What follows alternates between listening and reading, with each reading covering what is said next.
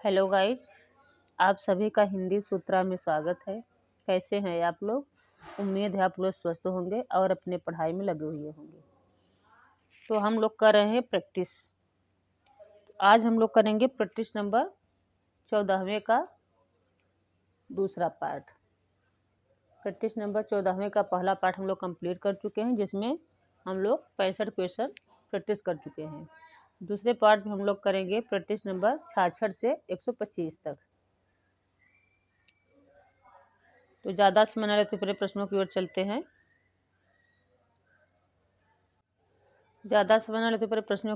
हैं। हम लोग। हम दीवानों की क्या हस्ती है, आज यहाँ कल वहाँ चले। बहुत ही फेमस पंक्ति है, बहुत बार पूछती है। पूछ रहा किसकी पंक्ति है ये? तो किसकी पंक्ति है ये? भगवती चरण वर्मा की। बहुत ही फेमस पंक्ति है, बिल्कुल याद रखना है, बिल्कुल रट लेना है। चौथा ऑप्शन हमारा सही हो जाएगा, भगवती चरण वर्मा की है।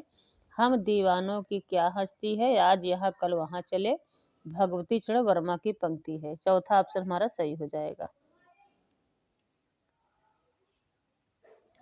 ताप के ताए हुए दिन किसकी कृति है? तो ताप के ताए हुए दिन किसकी है? त्रिलोचन की। चौथा ऑप्शन हमारा सही हो जाएगा, त्रिलोचन का है। आधुनिक हिंदी कविता में किस कविता को बैठे ठाले का धंधा कहा गया है? आधुनिक हिंदी कविता में किस कविता को बैठे ठाले का धंधा कहा गया है? तो किसे कहा गया है? प्रयोगवाद को। चौथा ऑप्शन हमारा सही हो जाएगा, प्रयोगवाद को बैठे ठाले का धंधा कहा गया है। चौथा ऑप्शन हमारा सही हो जाएगा। बिल्कुल एक एक प्रश्न बहुत ही ऑथेंटिक है, परीक्षा की दृष्टि से ही बनाया गया है। आपके सिलेबस के अनुसार जो आपके सिलेबस में आएगा वही से प्रश्न उठाए गए हैं। तो बिल्कुल एक एक प्रश्नों को रट लेना है। समय ज़्यादा नहीं है, 6 तारीख बिल्कुल टारगेट करना है हमें। तो बिल्कुल रात दिन एक कर दो। और मेरे चैनल को सब्सक्राइब नहीं करो, प्लीज़ मेरे चैनल को सब्सक्राइब कर लीजिएगा। बेल आइकन जरूर प्रेस करिएगा, ताकि जब भी मैं वीडियो डालूं तो नोटिफिकेशन आप लोगों के पास सबसे पहले पहुंचे। बहुत ही ऑथेंटिक प्रश्न है ये। तो अगला प्रश्न देखते हैं। नई कविता के प्रतिमान किसकी पुस्तक है? नई कविता के प्रतिमान पुस्तक के लेखक कौन है? तो कौन है ये? लक्ष्मीकांत वर्मा। दूसरा ऑप्शन हमारा सही हो जाएगा, लक्ष्मीकांत वर्मा की पुस्तक है नई कविता के प्रतिमान। सूर्यकांत त्रिपाठी निराला की बहुचर्चित व्यंग प्रधान कविता कौन सी है? व्यंग प्रधान पूछ रहा है, बिल्कुल ध्यान देना है कि व्यंग प्रधान कविता कौन सी है? तो कुकुरमुत्ता। चौथा ऑप्शन हमारा सही हो जाएगा, कुकुरमुत्ता उनका व्यंग प्रधान कविता है। हिंदी कहानी में यथार्थवादी परंपरा की नींव किसने डाली? हिंदी कहानी में यथार्थवादी परंपरा की नींव किसने डाली? तो मुंशी प्रेमचंद ने। तीसरा ऑप्शन हमारा सही हो जाएगा, मुंशी प्रेमचंद ने डाली है। किस पत्रिका ने हिंदी कहानी के प्रचार में महत्वपूर्ण भूमिका निभाई? तो सरस्वती पत्रिका। पहला ऑप्शन हमारा सही हो जाएगा, सरस्वती पत्रिका। प्रथम विश्व युद्ध पर आधारित कहानी है। प्रथम विश्व युद्ध पर आधारित कौन सी कहानी है? उसने कहा था। बिल्कुल रट लेना है, उसने कहा था। तीसरा ऑप्शन हमारा सही हो जाएगा, उसने कहा था कि लेखक कौन है? चंद्रधर शर्मा गुलेरी। ठीक, इसके लेखक कौन है? चंद्रधर शर्मा गुलेरी। प्रथम विश्व युद्ध कहानी पर लिखा गया है ये। ऐतिहासिक पृष्ठभूमि पर किस रचना ने कहानियां लिखी है? ऐतिहासिक पृष्ठभूमि पर किस रचनाकार ने कहानियां लिखी है? किस पे? ऐतिहासिक पृष्ठभूमि पर। तो किसने लिखा है? जयशंकर प्रसाद ने। दूसरा ऑप्शन हमारा सही हो जाएगा, जयशंकर प्रसाद। देश के बंटवारे की त्रासदी पर आधारित कहानी कौन सी है?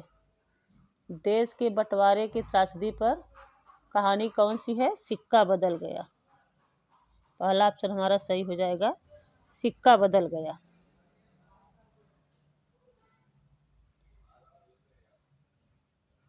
अधखिला फूल किस प्रकार का उपन्यास है? अधखिला फूल किसकी रचना है? हरिऔध जी का है। और उपन्यास पूछ रहा है कि किसका उपन्यास है? अधखिला फूल किस प्रकार का उपन्यास है? सॉरी, उपन्यास तो हरिऔध जी का ही है, पूछ रहा है किस प्रकार का उपन्यास है। एक तो सामाजिक, पहला ऑप्शन हमारा सही हो जाएगा, सामाजिक उपन्यास है। निम्न में से कौन सा उपन्यास पत्रात्मक शैली पर लिखा गया है? तो पत्रात्मक शैली पर कौन सा उपन्यास लिखा गया है? चंद हसीनों के खुतून। तीसरा ऑप्शन हमारा सही हो जाएगा, चंद हसीनों के खुतून। बांधो न नाव इस ठाव उपन्यास के लेखक कौन है? बांधो न नाव इस ठाव उपन्यास किसका है? उपेंद्र नाथ अश्क का है। तीसरा ऑप्शन हमारा सही हो जाएगा, उपेंद्र नाथ अश्क। भगवती चरण वर्मा के उपन्यास चित्रलेखा की मूल कथा किस पर आधारित है? भगवती चरण वर्मा के उपन्यास चित्रलेखा की मूल कथा किस पर आधारित है? तो पाप पुण्य पे। दूसरा ऑप्शन हमारा सही हो जाएगा, चित्रलेखा उपन्यास किस पे आधारित है? पाप पुण्य पे। ऐतिहासिक उपन्यासों की परंपरा की शुरुआत करने का श्रेय किसे दिया जाता है? तो किसे दिया जाता है? वृंदावन लाल वर्मा को। पहला ऑप्शन हमारा सही हो जाएगा, वृंदावन लाल वर्मा।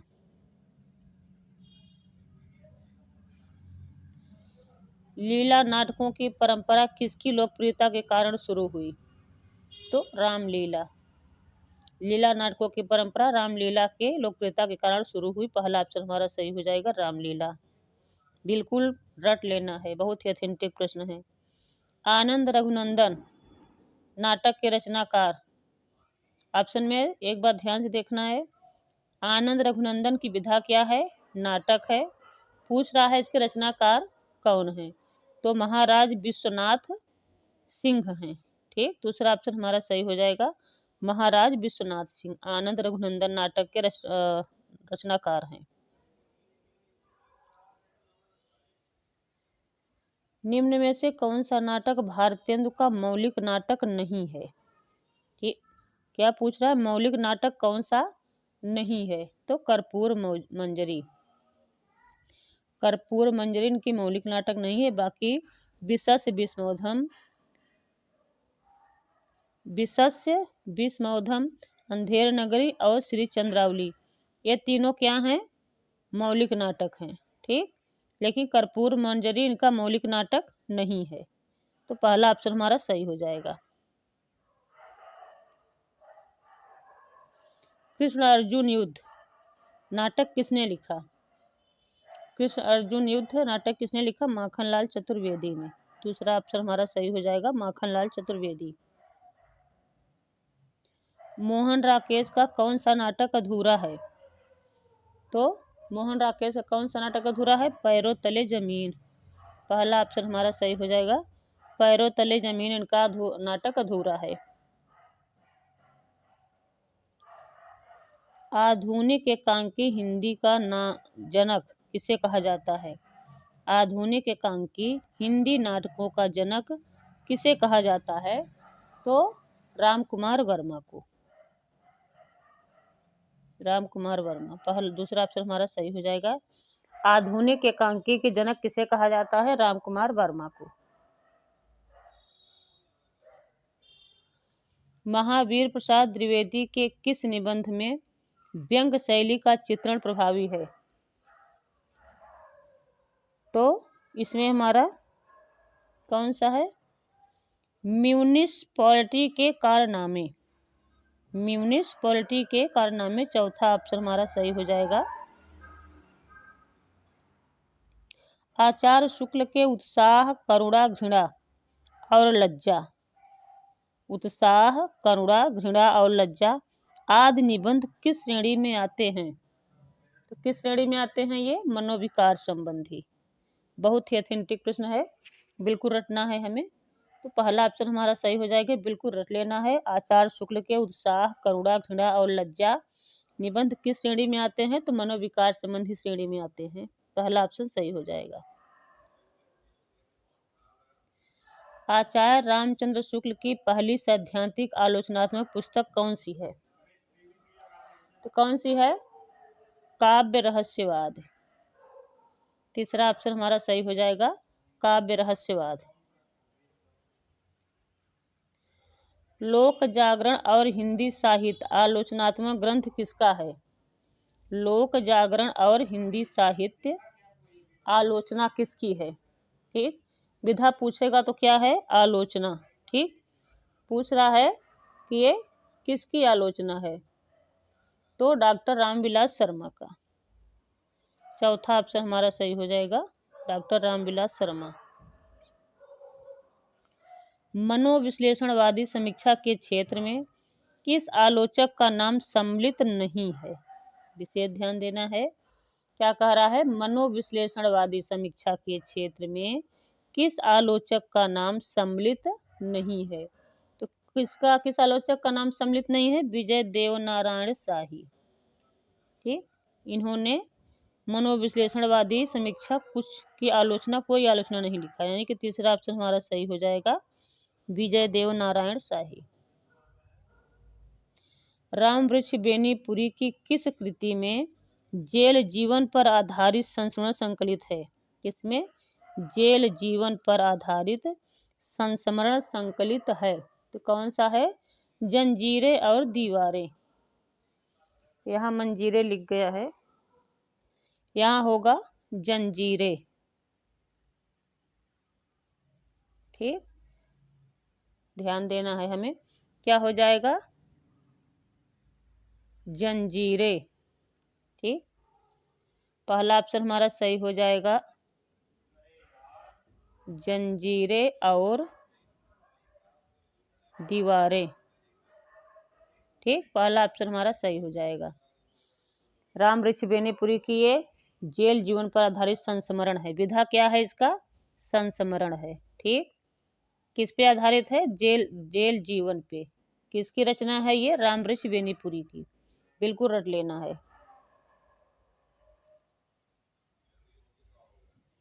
हरिवंश राय बच्चन ने अपनी किस संस्मरणात्मक कृति में हिंदी साहित्य की सीमा और शक्ति का अंकन किया? तो कौन सा है ये? नए पुराने झरोखे। दूसरा ऑप्शन हमारा सही हो जाएगा, नए पुराने झरोखे।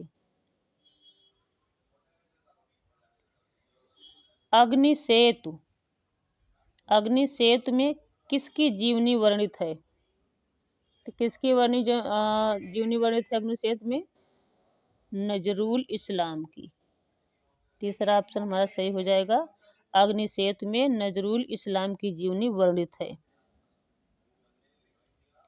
वियोगी हर की आत्मकथा पुस्तक का नाम क्या है? वियोगी हर की आत्मकथात्मक पुस्तक का नाम क्या है?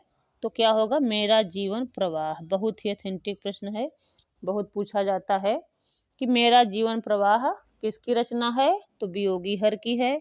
विधा क्या है? तो आत्मकथा है। ठीक, तीसरा ऑप्शन हमारा सही हो जाएगा, मेरा जीवन प्रवाह का विधा आत्मकथा है। लेखक कौन है? वियोगी हरि। बिल्कुल रट लेना है। निम्न में से कौन सी रचना डॉक्टर धनवीर भारती का यात्रा वृत्त है? कौन सी रचना इनका यात्रा वृत्त है? ठेले पर हिमालय। ठीक, पहला ऑप्शन हमारा सही हो जाएगा, ठेले पर हिमालय इनका यात्रा वृत्त है। पहला ऑप्शन सही हो जाएगा हमारा।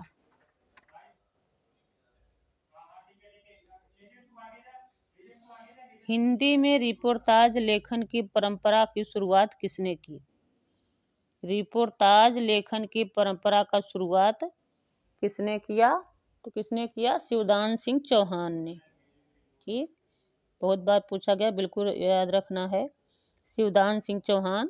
पहला ऑप्शन सही हो जाएगा, हिंदी में रिपोर्टाज लेखन की परंपरा का शुरुआत किया है शिवदान सिंह चौहान ने। एकलव्य के नोट्स किस विधा की रचना है? तो एकलव्य के नोट्स विधा क्या है? रिपोर्ताज।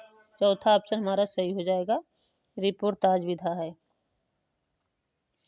साक्षात्कार विधा की प्रथम स्वतंत्र पुस्तक कौन सी है? साक्षात्कार विधा की प्रथम स्वतंत्र पुस्तक पूछ रहा है, तो कौन सा है? कवि दर्शन। पहला ऑप्शन हमारा सही हो जाएगा, कवि दर्शन। काव्य शास्त्र के संप्रदायों में परंपरा से कौन सा संप्रदाय सबसे प्राचीन है? काव्य शास्त्र के संप्रदायों में परंपरा से कौन सा संप्रदाय सबसे प्राचीन है? तो रस संप्रदाय सबसे प्राचीन माना गया है। चौथा ऑप्शन हमारा सही हो जाएगा। नासिक व्यंजन कौन सा है? नासिक व्यंजन कौन सा है? मैं। ठीक, पहला ऑप्शन हमारा सही हो जाएगा, म हमारा नासिक के व्यंजन है। क्या है? नासिक के व्यंजन कौन कौन से होते हैं? पंचमाक्षर जो होता है, अंगा, या, अड़ा, मैं, ये सब क्या है? नासिक के व्यंजन है।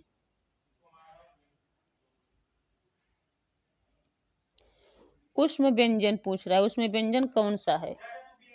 तो उष्म व्यंजन कौन सा है? स स सह। चौथा ऑप्शन हमारा सही हो जाएगा, स स सह क्या है? उष्म व्यंजन है। शुद्ध वर्तनी का चयन करो। शुद्ध वर्तनी कौन है? यौद्योगिक, यौद्योगीकरण। ठीक, यौद्योगीकरण हमारा शुद्ध वर्तनी है, दूसरा ऑप्शन सही हो जाएगा। नेक्स्ट भी है हमारा, शुद्ध वर्तनी का चयन करो। इसमें शुद्ध वर्तनी कौन हो जाएगा? तादाम्य।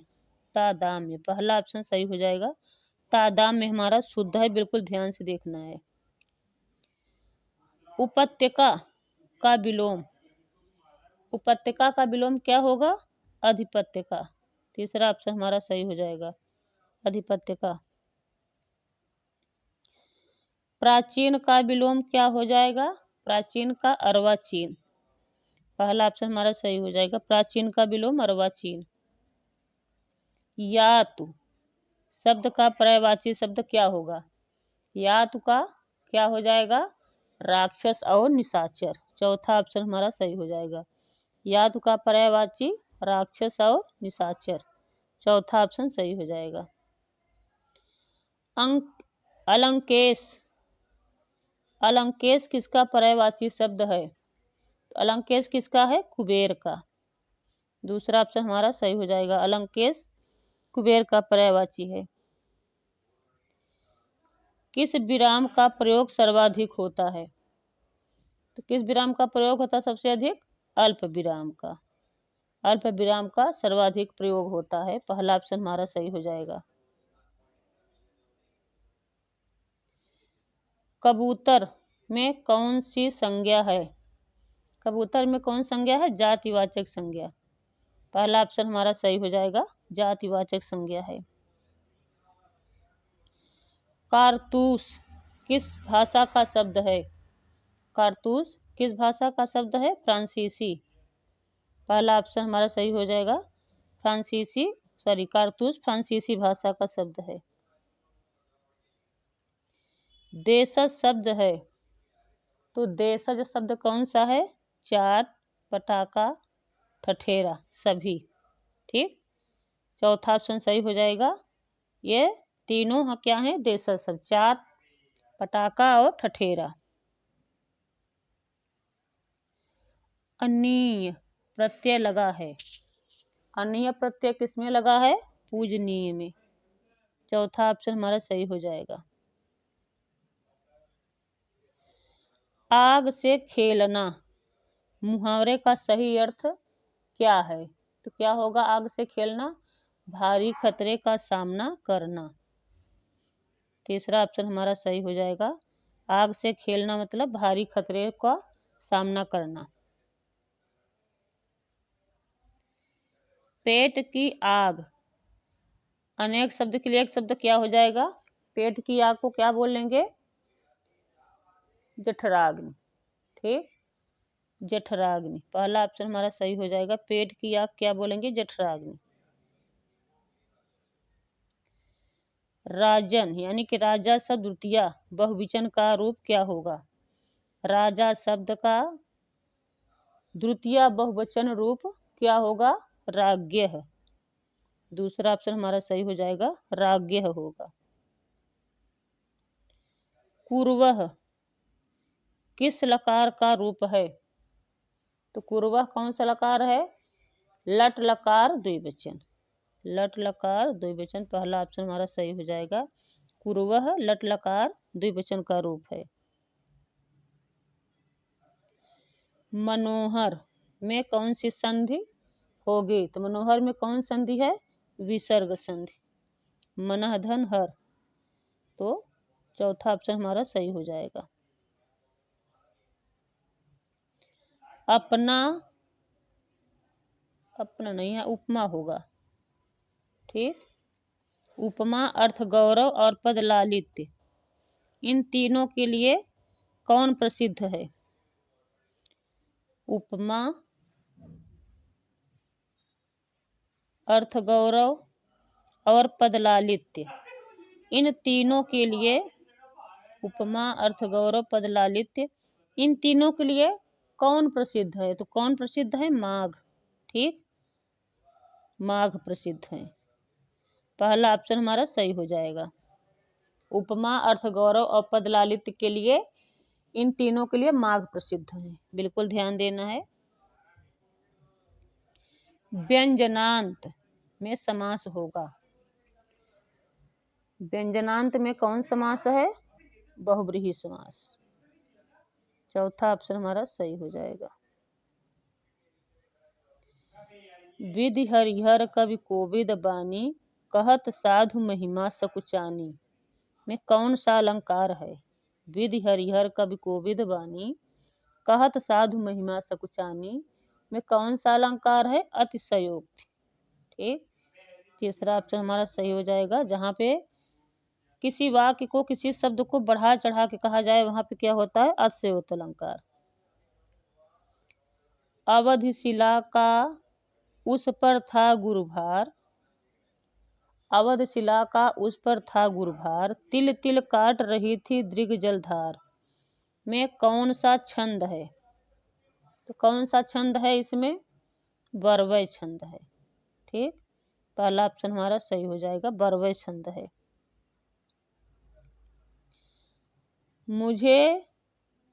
मुझे नहीं ज्ञात कि मैं कहाँ हूँ, अरे यहाँ हूँ अथवा वहाँ हूँ, में कौन सा छंद है?